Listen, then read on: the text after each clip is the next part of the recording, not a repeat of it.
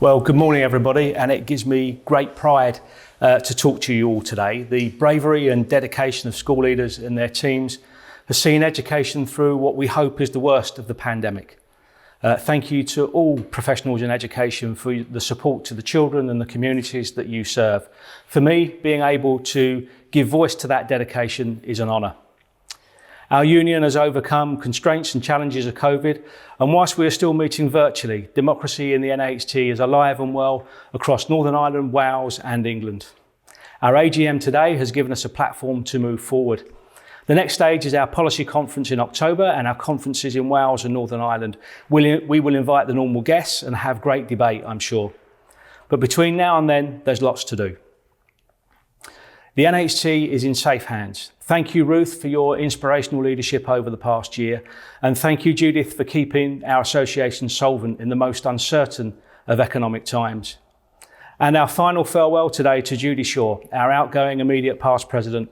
I know you won't be lost to us in the body of the Executive Committee, Judy. And the presidents in Northern Ireland and Wales, Graham Galt and Karina Hanson, and to your committees for the activities on behalf of members in the devolved administrations.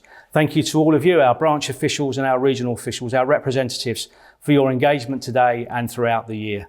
And to all the NAHT staff who have stepped up and worked tirelessly throughout the pandemic, and almost always without complaint.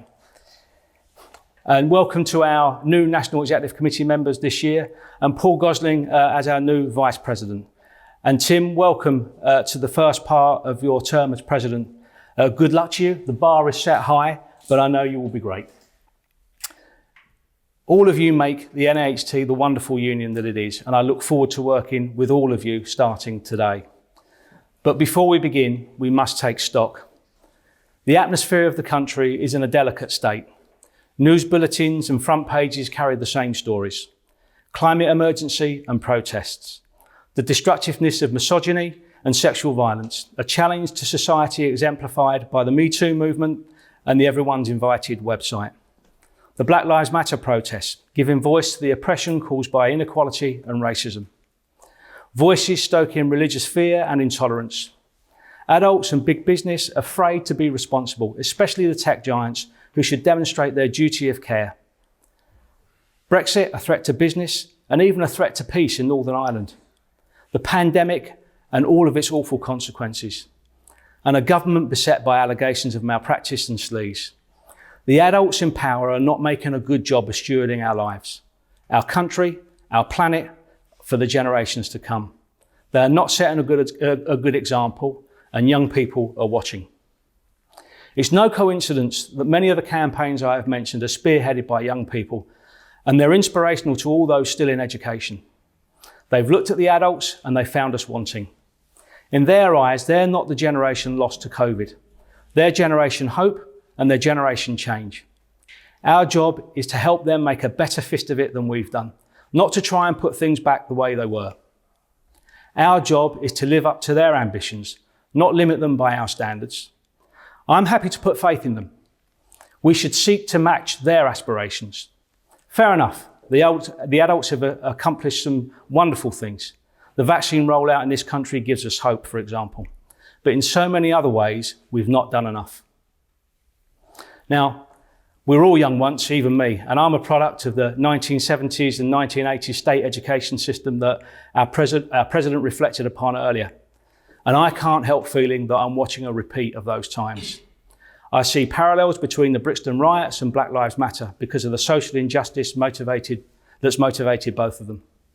The Yorkshire Ripper was convicted in 1981. The fear of that period highlighted society's problem, and yet we still find the violence of men leading to the tragedies like the murder of Sarah Everard.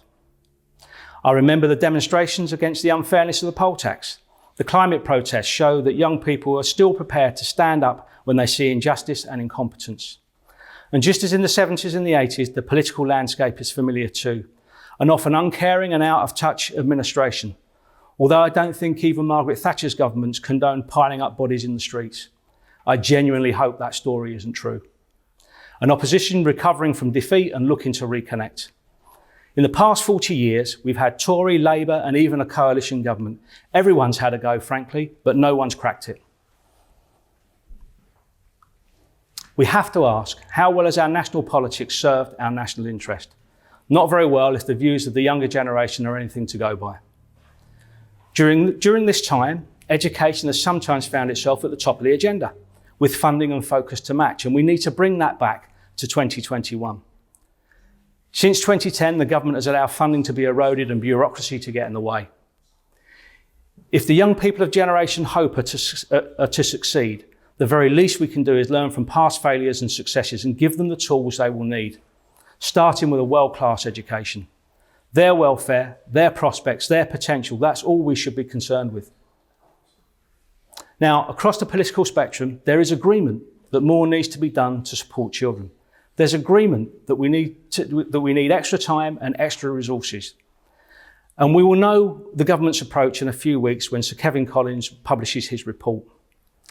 And I'm pleased from what we know about his thinking so far that his approach is sympathetic to what the NAHT has been saying. To be frank, I'd be disappointed if it wasn't. He's been talking to the same education professionals that the NAHT represents, even the ones that don't agree with him. Government, take note. We know that the government favours tutoring programmes. Several £100 million has been ploughed into getting this started. The scheme is in its infancy and yet to be proven on a national scale, but it has potential. We've been telling government that they need to provide greater funding and flexibilities to schools so that that potential can be realised. And it appears the government's recovery czar agrees, saying that the government must be open to different ways for schools to access the provision, not just the market. Schools could be allowed to bring people forward who they already know and work with, for example. And we also know that the longer school day is hugely attractive to ministers. And there's a simplistic logic. Children and young people have missed lots of school. Let's put more hours in. We should be extremely careful about this. The evidence in support is limited at best. Children may have missed hours of school, but their capacity to learn is no greater now than it was a year ago. Even if longer school days are suggested, it's most definitely not a question of cramming them just full of English and maths. Here, Kevin Collins is on the same page as NAHT again. He says he's not thinking about bolting something on, but creating a broader range of experiences, including the non-academic. He also says he would never advocate increasing the number of hours taught by teachers without increasing the amount of pay that teachers receive. Now, there's a novel idea, paying education professionals more when you ask more of them. However, if the school day is lengthened, leaders' work will increase too. They will be the ones who will have to manage and administer whatever is demanded. If the government's recovery commissioner's wishes are to be honoured, then any leader who is working extra should be paid extra too. But let me be clear, it's not all about pay. Teachers and school leaders work long hours already. More money will not take away the stress and fatigue that already blights the profession. I'm simply not convinced that the capacity exists in the system. And there's another reason why government should be wary of the superficially attractive longer school day. Only 1 in 5 parents prefers the idea of longer school days to help their child catch up. Parents prefer the idea of extra tutoring, support for wellbeing as their preferred ways. That's NAHT's preference too. So I'd strongly encourage the government to follow the evidence on this one. Do what's right for children, not just what will play well in the papers. Now, we know the most effective thing you can do to turbocharge the recovery mission is to have high quality teaching going on in schools. If you want to attract the best graduates, you have to make teaching a competitive career, designed to keep good people in for decades, not just for years. Governments across the UK need to start to genuinely appreciate the profession, not give it a regular kick in when it needs a distraction from its own failures. They need to offer attractive salaries and create a work environment that's rewarding, where people feel appreciated and not subjected to unnecessary and oppressive levels of regulation and stress. So what happens next? We need better support for early careers teachers. In England, the early careers framework is a start, but it needs proper investment. Newly qualified teachers across the UK will be starting this autumn in particularly difficult circumstances. They need to respond to the multiple additional challenges presented by a prolonged absence from school at a time when their own training will have been severely disrupted. This year, more than any other, it's essential for governments across the UK to guarantee that all schools will have sufficient funding to develop their support, develop their staff, whilst providing easy access to high quality training providers. What's more, the government should extend the commitment to funded support for new and recently qualified teachers to all teachers and leaders by 2025 as part of a new CPD entitlement for all. We've seen the government look to teaching school hubs to support teacher development. However, what really matters is that teachers and leaders have access to high quality support and training regardless of where they are in the country. Currently, there are too many cold spots when it comes to provision. There are many teaching schools that may not have the capacity to become a new hub, but could continue to play their part. They should not be cast aside. Nothing makes more difference to the quality of education a pupil receives than the quality of the member of staff stood in front of them. Proper support and career-long entitlement to professional development are absolute essentials to maintain quality. Fair pay throughout your career means you won't be tempted by other professions that offer higher wages and lower stress. The pay freeze for current staff is tin-eared and wrong-headed. No government should design policies where public servants are paid less and less each year. Similar pressures exist in Wales and Northern Ireland, and our operations there are working hard to solve problems through the recent pay and conditions devolution in Wales and following a long-term dispute in Northern Ireland. Governments must restore pay values to pre-austerity levels, establish a pay continuum covering all leadership roles, and resolve pay inequalities and restore the pay differentials for leaders. And COVID has highlighted how important school business leaders are. The school business leader workforce requires recognition, investment, and we support a review of the leadership pay structure so that SBL pays can be aligned with other leadership roles. Now, no school leader I've met anywhere in the UK cites financial reward as their reason for choosing to work in education. But that should not give the government the right to take school leaders for granted. But that's what government does. And that's why the leadership supply line is in crisis. Too many experienced leaders are looking to leave. Too few middle leaders are looking to headship. We need to work on reducing the stress and attrition in leadership roles. We need to end the centralised diktats from government that sap the expertise, energy and life out of leadership. There's an urgent need for the DfE to consider the key priorities for school leaders over the coming year. Let me tell you what I mean. Primary assessment and performance data.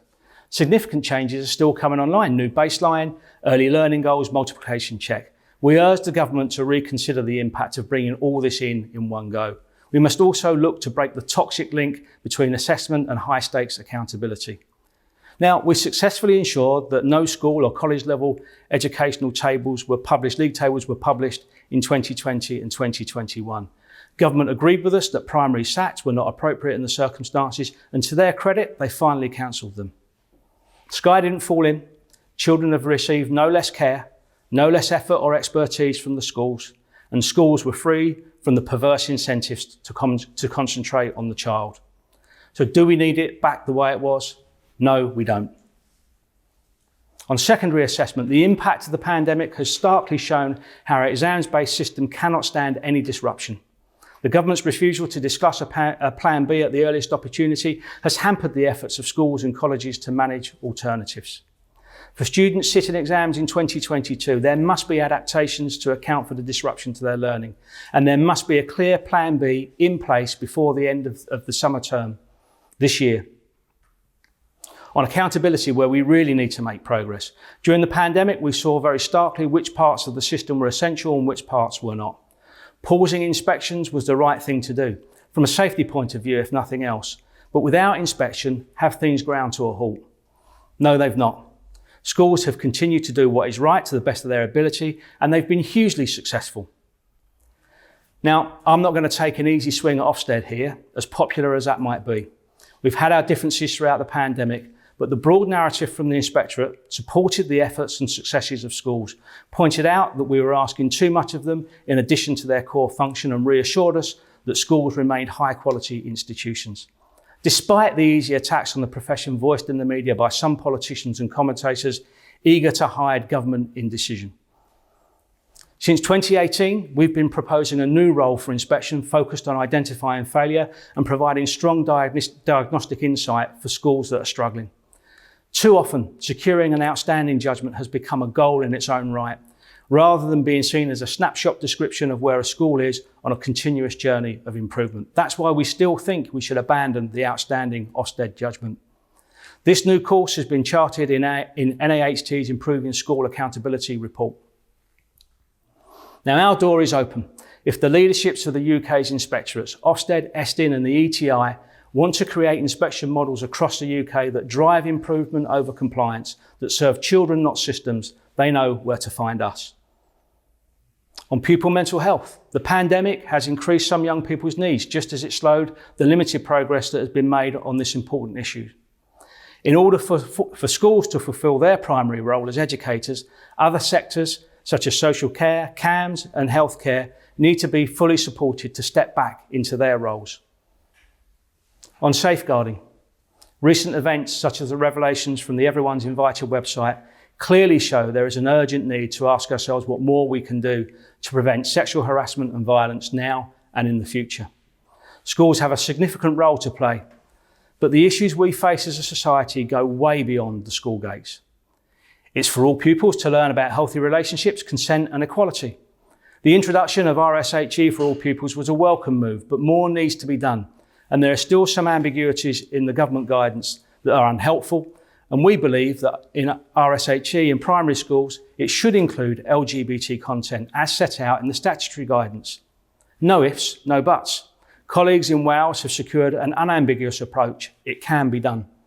Safeguarding is a school's number one priority, but they cannot be left to shoulder this responsibility alone. Now, respecting rights and understanding responsibility leads me to comment on the Sewell report. The findings of the Sewell report into equality and institutional racism appear so regressive. It does not reflect the lived experiences of so many people in this country. In fact, the report is an insult to those people. The report's recommendations will not make a meaningful, positive difference to those working lives and careers of people in the UK.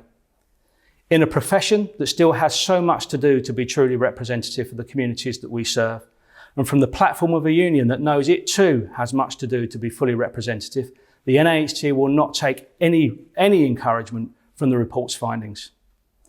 In fact, we're doing more now to give voice to the communities of leaders that we need to hear from than we ever have before, and we will soon publish the stories of many leaders to illuminate the issues.